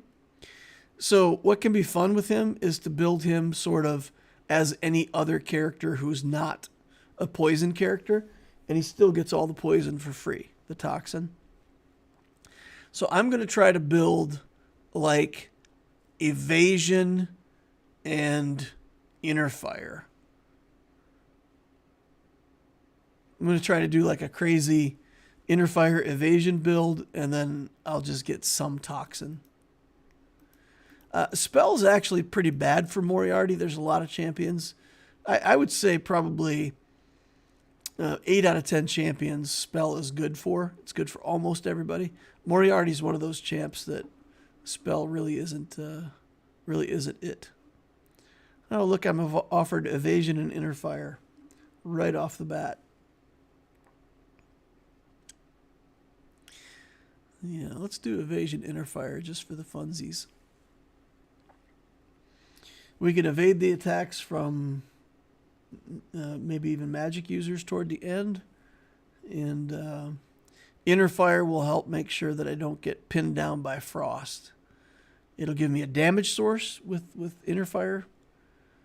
As I gain inner fire stacks, you get to do damage to the enemy. All right, first loss under our belt. Let's go. 2 more losses to go before that first carousel. Protein powder just gives me health. Frost skills I don't really want. The protein powder's tempting. Let's see if we can do better. Keep hammering. That'll give us kind of a barrel build. Yeah, I don't think we can do a barrel build if we're going to go for evasion. We better just take the evasion skills. Start racking up evasion. I think people underestimate the value of these early artifacts. You only get 5 skills, and they're almost always just like the white basic skills. But the thing is, the sooner you get to 12, the more you'll be offered rare skills. So getting 5 skills in something that you want for free and accelerating your ability to get those rare skills, that's where it's at. The rare skills for most different skills, the rare skills are what define that skill set. So picking up 5 evasions is pretty good stuff. Mike Armstrong says they'll relic will be a bit before I can gear mine, as I did Dark Side clones and I'm doing JMW Vanguard. So Bad Batch will be my 3rd team, probably another month or so. Makes sense to me. I think that should be reasonable. I mean, guilds, even if they want a good contribution, every guild should understand there's going to be like a little bit of a dip at the start. And you'll get crappy boxes for a month or so until people start getting all their stuff fully online. But if they do what they did before and they offer a Lightspeed bundle, a lot of people, myself included, I'll take advantage of that. You know, if it's Lightspeed characters that I don't have or don't have at that relic level. Just pop it up and get your... Because if they offer it at Relic 5 and it's a team like the Jedi that can just... you know, the Jedi team that they gave us with Lumi on a Lightspeed bundle, that was pretty much a guaranteed 1.2 million contribution. And, you know, that's a nice place to start. So as long as you got a team that can do like that 1.2 baseline, you got a couple other teams coming up, you'll be able to do 2 million right off the bat and work your way up from there pretty quickly. But suffice to say, the expectation is that you're not going to be working on other stuff. I think more than anything, that may be the important thing to say. When your guild is working toward the objective, they should give you a little time to work on the objective, but that doesn't mean you should have like 6 weeks to finish up your Leviathan project. You should be working on that stuff already, right now, getting it ready to go for the raid. My gear's gotten to a point now where it's pretty good. All of these new characters, I can just take them straight to gear 11, put all the Cairo on them. So as the new characters come out, I take them all the way up to Cairo level immediately. That's nice. So pretty much as soon as you get to 7 stars, they go. That's a pretty darn good feeling. Here's some inner fire. Here's some evasion. Antidote, I don't mind.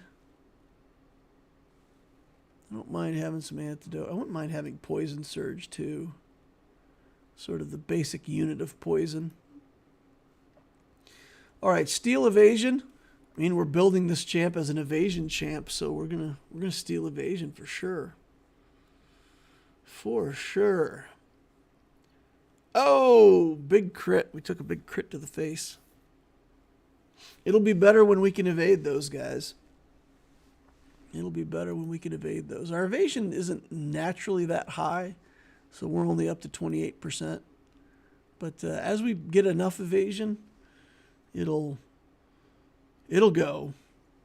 It'll go. Okay, we got one more for free that we're going to get. And we'll reroll this nonsense. Here's an inner fire that we'll take. More inner fire. Let's cremate the opponents. I think Plague Brand is probably better. Here's inner fire as the damage source for us. Let's take this to trigger it more often. Evasion. Evasion shields could be helpful. Preemptive poison. When you deal damage, put stacks on. Then we'll reroll this. Preemptive poison. Man, we're getting offered more toxin stuff. I don't really want to build toxin, but I also don't mind having some of it to synergize with what my champion's doing. I am a poison champion after all, right?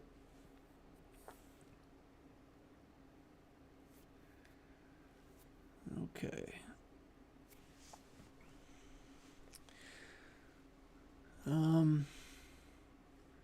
Four free throws or 24 random XP. I think we'll take the 4 free throws.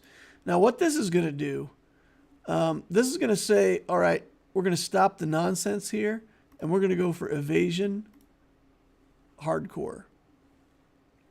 So let's use all these free rerolls to grab evasion skills. If it's not evasion, we're going to reroll it for now, right? We're just going to do that for a few rounds, try to get ourselves up over 24 evasion. Again, increase the chances of us getting rare skills. We want to pick up those rare evasion skills so we really can be an evasion champion. And then we'll use poison to kill the other evasion champions because we'll have a lot of toxin and they won't.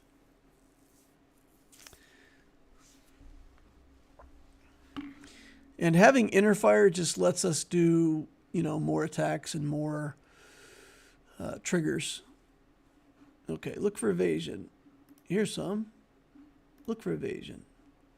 Here's Evasion denial. Ooh, I want Phantom Dance, but evasion denial I can't pass up. Let's see. Yeah, we can take this now. We're at 510 gold, sitting on free rerolls. Okay. 21 evasion. Let's go. We need to get Rain Grace. We need to get more Rain Grace so that we can dodge magic damage. That's the goal. We got to get to 40 evasion. And on the way to 40 evasion, we have to pick up 2 more Rain Grace. I'm going to use my free rerolls. This is pretty cool. I haven't seen this little avatar before with the shadowy axe on the ground. That's a cool animation. I like that. A little bit jealous. Kind of want that for myself now. I think we got to take Toxin here. I mean, it's the thing that's relevant to our build more so than any of this other garbage. So let's take the Toxins. And now let's look for evasions. Let's look for Rain Grace. Okay, rerolls. Just ignore all of this really good looking other stuff that we're not going to take. Okay, and there's Phantom. We'll take that next round. We'll sit on 500 gold. Aggregated Outbreak. Gain inner fire stacks when taking magic damage. Aggregated Outbreak is good. Well, let's take the magic resist. In case that wizard lady goes crazy. She's still at 26 life. So maybe that wizard's going to be a problem for us later. Yeah, taking the extra magic resist, I don't mind too much. And it gains us inner fire. We're, building some inner fire on this champ anyway. Fine. All right. Our face should be on fire now. Yeah, there we go. Look at that. I think we just need to take evasion training here, though. Frostfire Storm, let's go ahead and activate that. Evasion here. Evasion denial. Man, evasion denial is just better. It's just better overall for us. Oh, I clicked that reroll too fast right there at the end. There was an evasion up. There was an evasion spell. I didn't see it at first, and I clicked it, and then I saw it, and I was like, oh, sadness. So we're keeping around 150 stacks of Toxin on average. That's our main damage source. The evasion is starting to kick in. Let's see how much stuff we evaded just for the fun of it. Oh, 4 normal attacks we evaded right there. Unfortunately, we were fighting a monster, so I didn't get to actually look at the prior fight. Our evasion chance is at 43%. Not bad. Here's inner fire. We're over 24 evasion already. So, do we start taking some inner fire again? Probably. Let's increase the damage from inner fire. Wheel of Fate, that's the finisher for evasion, so we'll take that. Sit in 550 gold again. Not full interest, but a little bit. All right, we're fighting another evasion champ here, so let's see how we do. Oh, they sheeped us. Sheep kills evasion. Sheep is the evasion killer. I'm pretty sure you can't evade while you're sheeped. That's why I'm worried about the mage. So if the mage goes off, if that's, the character that we end up fighting at the end, the extra magic resist might get us some more time. 8 random skills. Ultimate boost is useless on this guy.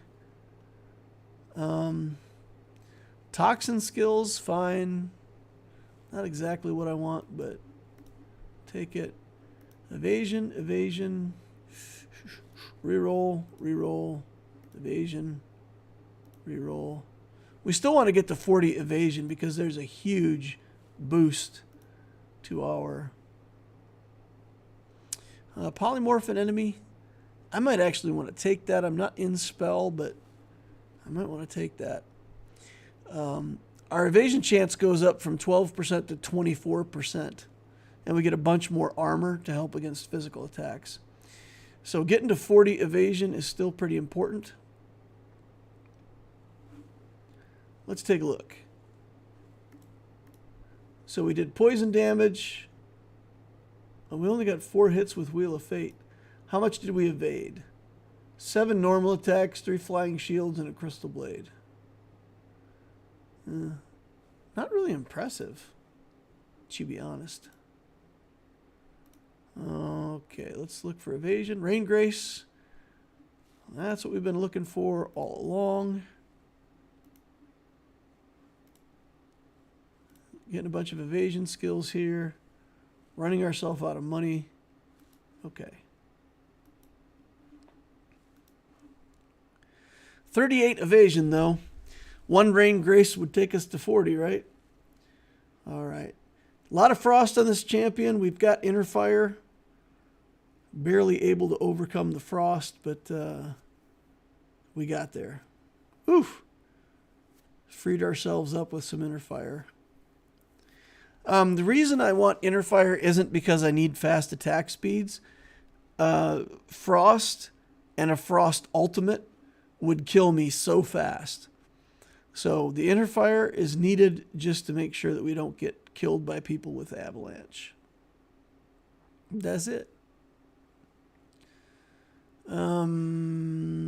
Frost or shield. That's fine. We'll take frost.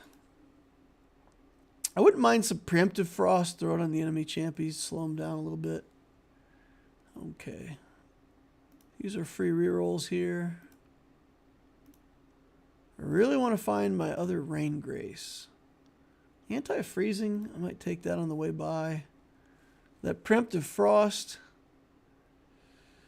I feel like that's good, right? Just slap that on, slow things down a little bit.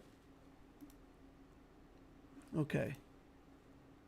Evasion, training, or hidden shadow. Maybe we'll take hidden shadow this time just to get it activated. I'm not getting anything done on this champ. Look, I'm missing everything. Miss. But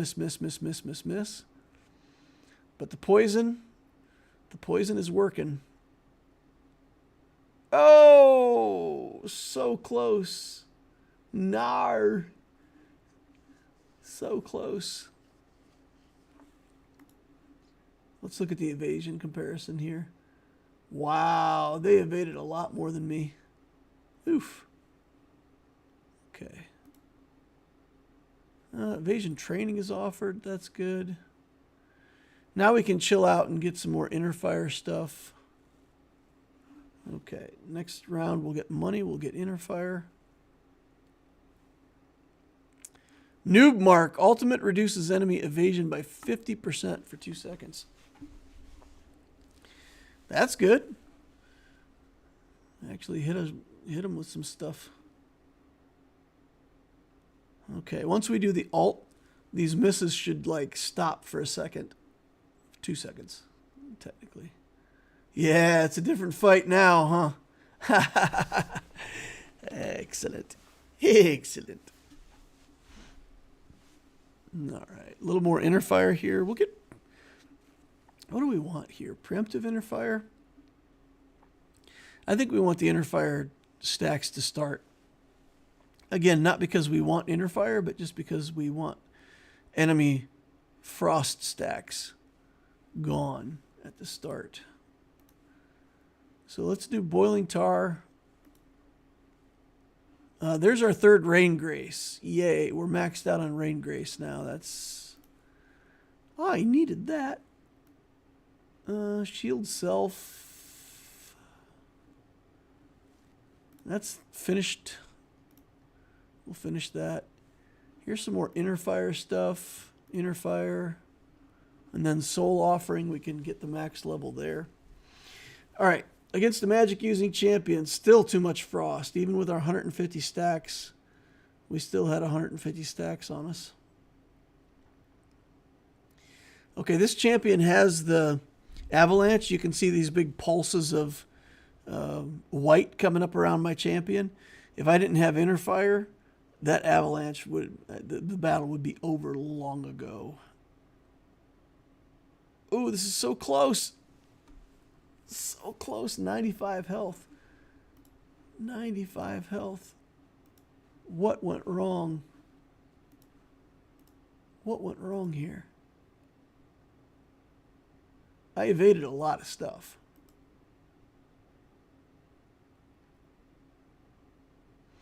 My poison just didn't do that. Oh my god, does she have pluviophile? No, that's, oh my god, that's so bad. Pluviophile is so broken in this game. Oh my god. Pluviophile, every time you cast an ult, you gain permanent magic resistance for the rest of the round. So she's been jacking up her magic resistance. She got pluviophile as the first one. So that's why I can't do any damage to that champ. She's resisting my... she's probably got like 89% magic resistance or something absolutely ridiculous by now. That's unfortunate. Let's take another toxin just to round this skill out. Let's give ourselves more evasion.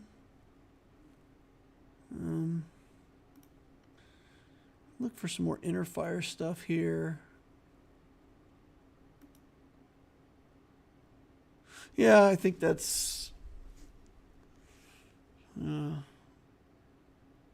we can't evade when she sheeps us, so that's unfortunate. And even with the... yeah, it's not enough. Not enough. That's too bad. So that's going to be us getting third place right here, right? Alrighty, y'all. I'm probably going to call it on this one. I think that's 3 games for us. Second, first, and third. We could have every medal at an Olympic podium. All right. Well, thank you for hanging out. Appreciate all you guys. For anybody left here, please remember to hit the like button on the way out if you didn't hit it on the way in. Like, subscribe. Notification bell tells you when I'm doing my GAC live streams. And, of course, we got a nice Discord community. It's tailored more toward new game players and mid-game players who have questions about account building and where to most efficiently use their resources. So if you're not over on the Discord, the links are up above in the description for the channel. They're down below in the description for the video. Thank you all for watching. Appreciate you all. See you in the next holocron.